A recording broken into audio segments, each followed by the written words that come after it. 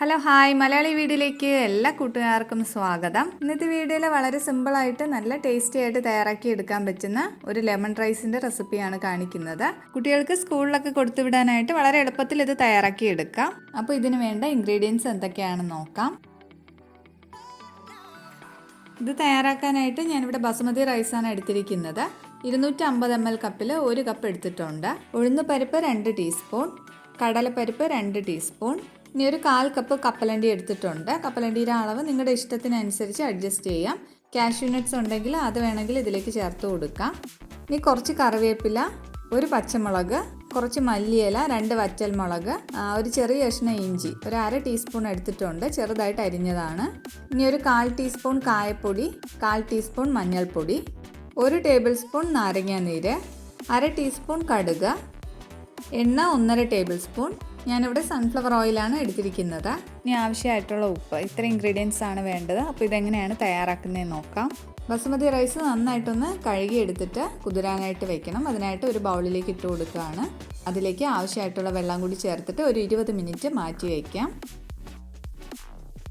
20 minute കഴിഞ്ഞിട്ടുണ്ട്. ഇനി ഇത് വേവിക്കാനായിട്ട് വയ്ക്കാം. അതിനായിട്ട് ഈ ഒരു പാത്രത്തിലേക്ക് 4 കപ്പ് വെള്ളം ഒഴിച്ചു കൊടുക്കുകയാണ്.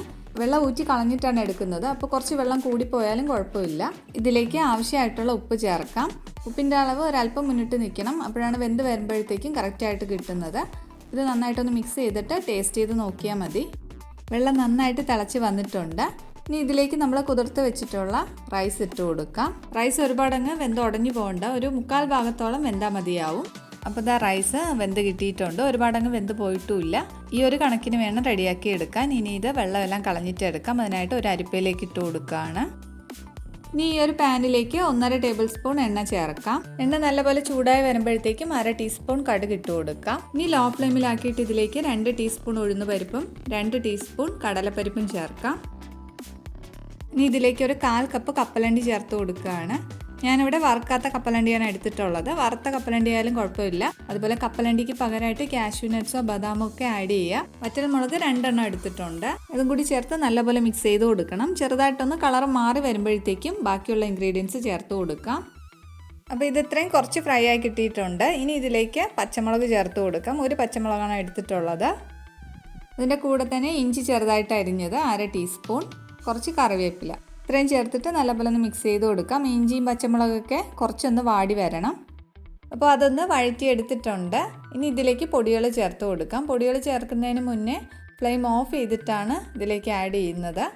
1/4 ടീസ്പൂൺ മഞ്ഞൾപ്പൊടിയും 1/4 ടീസ്പൂൺ കായപ്പൊടിയാണ് ചേർത്തിട്ടുള്ളത്. ഇനി ഇതിലേക്ക് 1 ടേബിൾ സ്പൂൺ നാരങ്ങാനീര് ചേർക്കാം. നാരങ്ങാനീരും കൂടി ചേർത്തിട്ട് നല്ലപോലെ വഴറ്റി കൊടുക്കാം. ഇതിലേക്ക് ഒരു 1/4 ടീസ്പൂൺ ഉപ്പും കൂടി ചേർത്ത് കൊടുക്കുകയാണ്. റൈസിൽ നമ്മൾ ഉപ്പ് ചേർത്തിട്ടുണ്ട്. ഇതിലേക്ക് റൈസ് ഇട്ട് കൊടുക്കാം. ഇനി ഫ്ലെയിം ഓൺ ചെയ്യാം. ഓൺ ചെയ്തിട്ട് നല്ലപോലെ മിക്സ് ചെയ്ത് നന്നായിട്ടൊന്ന് ചൂടാക്കി എടുക്കണം. നല്ലപോലെ ഒന്ന് മിക്സ് ചെയ്ത് എടുത്തു കഴിഞ്ഞാൽ ഒന്ന് ടേസ്റ്റ് ചെയ്ത് നോക്കണം. ഉപ്പ് കൂടുതൽ വേണമെന്നുണ്ടെങ്കിൽ ചേർത്ത് കൊടുക്കാം. അതുപോലെ പുളി കുറവാണെങ്കിൽ നാരങ്ങാനീര് കുറച്ചുകൂടി ചേർത്ത് കൊടുക്കാം. അപ്പോൾ അതായത് നന്നായിട്ട് ചൂടാക്കി കിട്ടിയിട്ടുണ്ട്. ഇനി ഇതിലേക്ക് കുറച്ച് മല്ലിയിലയും കൂടി ഇട്ട് കൊടുക്കാം. അപ്പോൾ ഇതാ വളരെ ടേസ്റ്റി ആയിട്ടുള്ള ലെമൺ റൈസ് റെഡി ആയിട്ടുണ്ട്. സൈഡ് ഡിഷായിട്ട് സലാഡ് മാത്രം മതിയാവും. അതുപോലെ കുട്ടികൾക്ക് സ്കൂളിലൊക്കെ കൊടുത്തുവിടാനാണെങ്കിൽ ടൊമാറ്റോ കെച്ചപ്പും കൂടി വെച്ച് കൊടുത്താൽ അവർക്ക് ഒരുപാട് ഇഷ്ടമായിരിക്കും.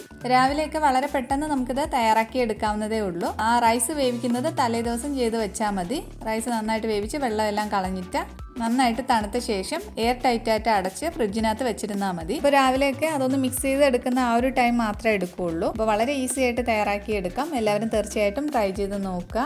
ട്രൈ ചെയ്ത് നോക്കിയിട്ട് നിങ്ങളുടെ ഫീഡ്ബാക്കുകൾ അറിയിക്കുക. വീഡിയോ ഇഷ്ടപ്പെട്ടാൽ ലൈക്ക് ചെയ്യുക. സബ്സ്ക്രൈബ് ചെയ്യാതെ കാണുന്നവർ സബ്സ്ക്രൈബ് ചെയ്ത് സപ്പോർട്ട് ചെയ്യണം. Thank you for watching.